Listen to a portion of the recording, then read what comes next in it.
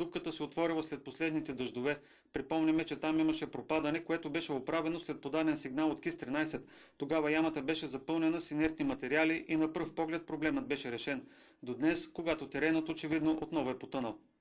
Само 2 седмици след като запълниха дупката, пропадането на това място продължава.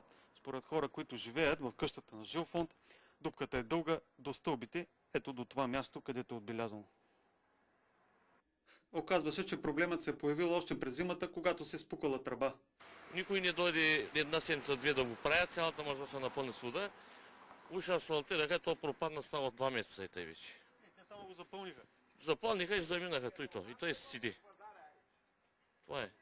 Може би изчакват така да се слегне. Като се събори къщата и почна да се пука. Може ли беше? Не, той се вижда страни, вижте. То се вижда. На Жилфонд ли? Да, Жилфонд. Наемателите се опасяват, че ако не се вземат мерки за трайно укрепване на терена и не се спре пропадането, къщата може също да бъде засегната.